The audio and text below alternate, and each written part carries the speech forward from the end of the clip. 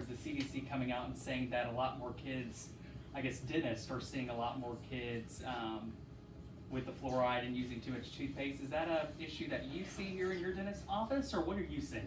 I feel as though a lot of parents are not sure exactly what quantity of toothpaste to use. So the American Academy of Pediatric Dentistry recommends the size of a grain of rice or a smear of toothpaste for kids that are under 3 years of age, and then for kids above age 3, we recommend a pea-sized amount of toothpaste. Why is that though? For some people, they, just to get a basic understanding why such a small amount, because I mean, like we saw with one of the little patients, whoever put as much as possible in that brush, but I guess talk a bit about that, why such a small size?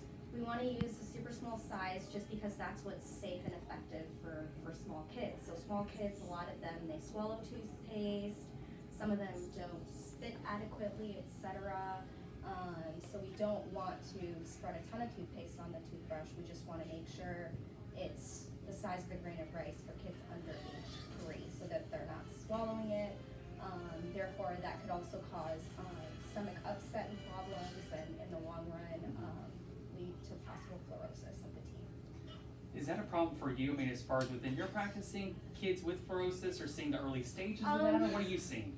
Sometimes I'll see children that have mild fluorosis, which is kind of like a little bit of a white discoloration of some of the teeth, in particular the permanent teeth, but most of the time, if I notice, it's pretty much not very noticeable to the average person, but just because we're looking at teeth all day long, every day, sometimes I can see slight discoloration of the teeth from using excessive fluoride. Usually it's pretty minor. Mm-hmm.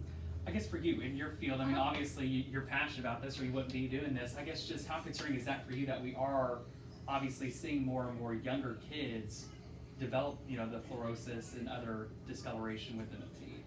I don't feel as though there's a ton of kids that have this problem. Okay.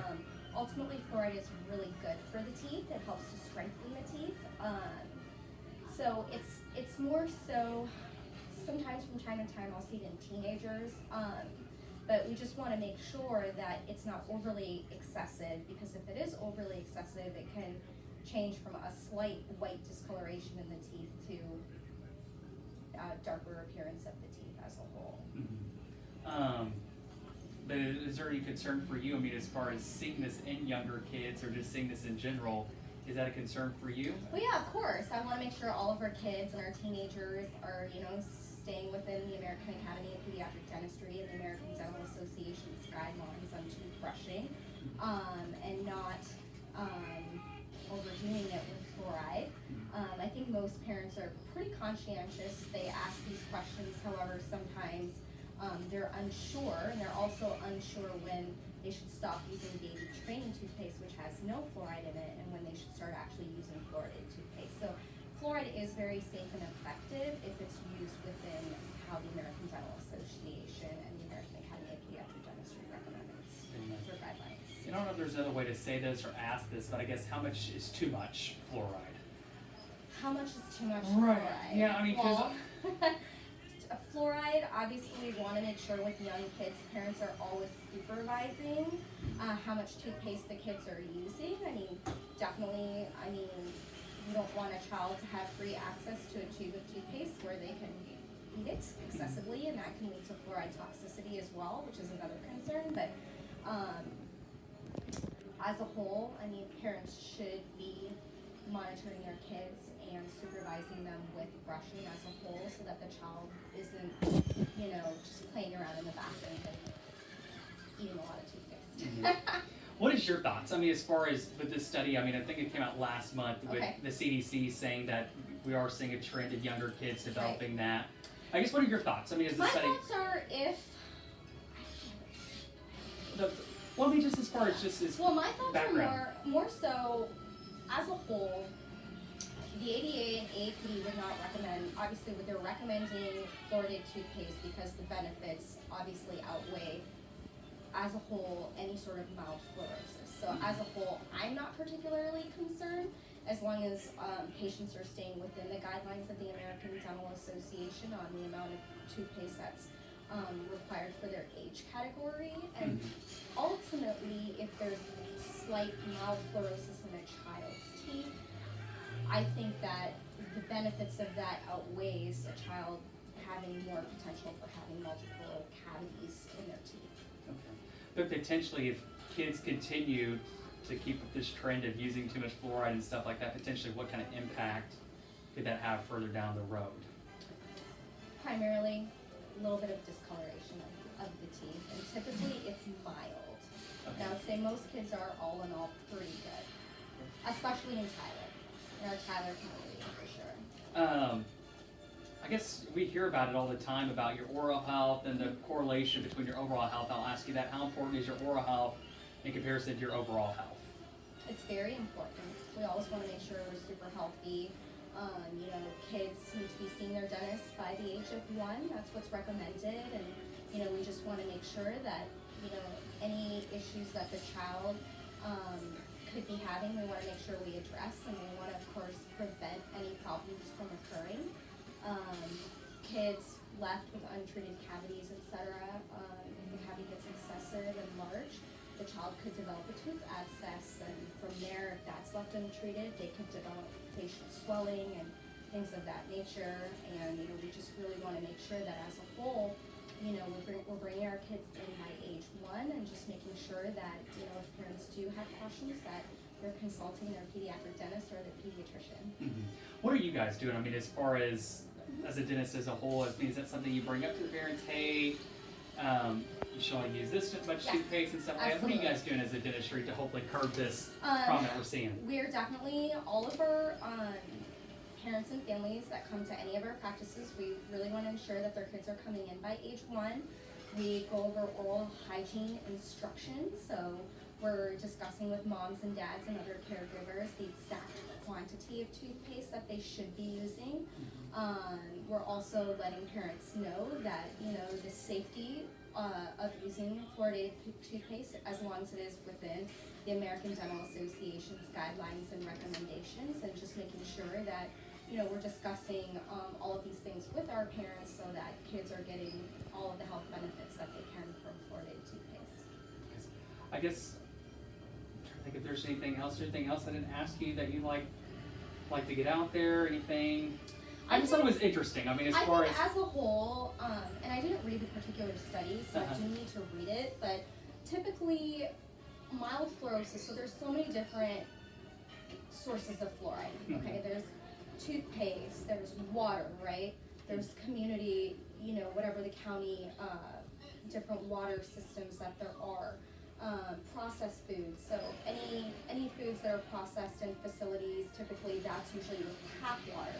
So people as a whole are receiving, and children as a whole are receiving different sources of fluoride on the daily. For example, they may drink bottled water, but then at school they may drink tap water. So as a whole, I would say I don't feel as though kids are necessarily getting too much fluoride, unless they are not,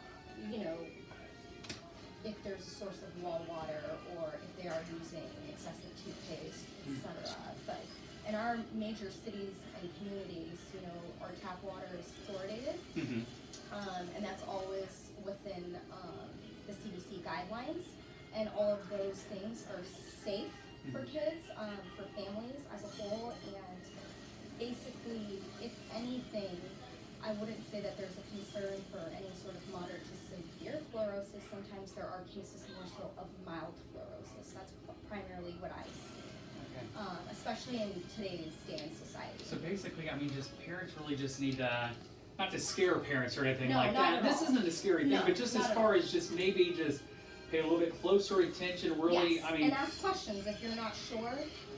Definitely ask a healthcare provider that can, provide that information, or go on the American Dental Association's website and look that information up. Well, talking about the overall health, we keep hitting on that as far as, I mean, we've been told that all along. I mean, just your oral health is, towards your oral health. I guess, how important is it to hit this head on and start this at an early age and target these younger ones as they do get older? I mean, how important is that? I think it's very important, because nowadays as well, a a lot of people, a lot of families, they're on the go.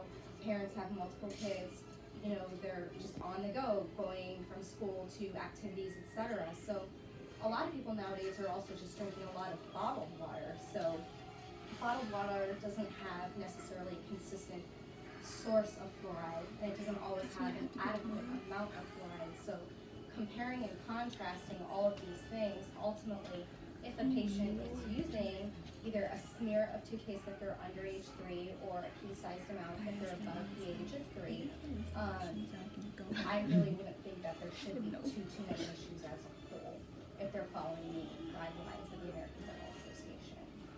I'm trying to think if there's anything else about the. I mean, do we know why kids? I mean, sometimes I don't know what the reasoning behind it or what you're seeing as far as these younger kids and using the fluoride and stuff like that. Are they just trying to think why they decide to put so much fluoride on the toothbrush? I guess just they feel like they've got to cover it, or what do you think the thoughts are? Yeah, I think, you know. Whoops, if you could hold on one second, it's making static noise on the thing. Sorry. You're good. I think that this is where really parental supervision comes into play.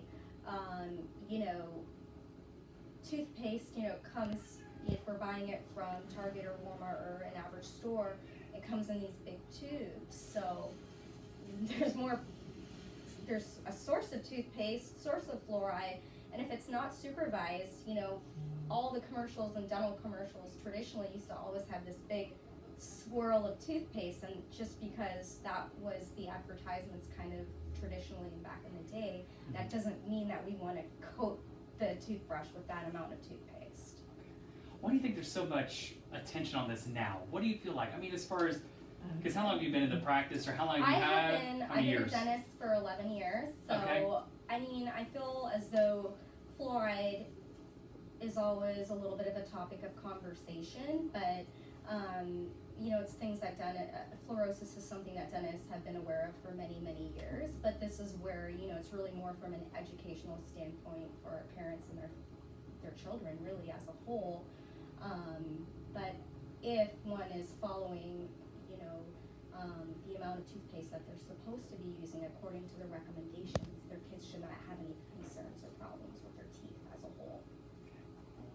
Trying to think if there's anything else. I guess the biggest message, Dr. Singh, people watching this story next week, I guess, what's the biggest thing you want parents to take away? I mean, this is, we're not just talking about the city of Tyler, this is everyone, they've got kids and everything else. What's the biggest message you want to get across? The biggest message is that definitely, I feel as though it's super important as a whole to get our children to their pediatric dentist and get evaluated for checkup and a cleaning, because ultimately, at the end of the day, what we want to do for these kids is to build a really positive, good experience for them and to make them feel very comfortable coming to the dentist, and therefore starting these habits and this routine out at a younger age, by the age of 1, we're ultimately implementing very positive things for the dental health of these young kids, and hopefully ultimately to prevent tooth decay and other problems from occurring, and to keep positive experiences for the children of our community.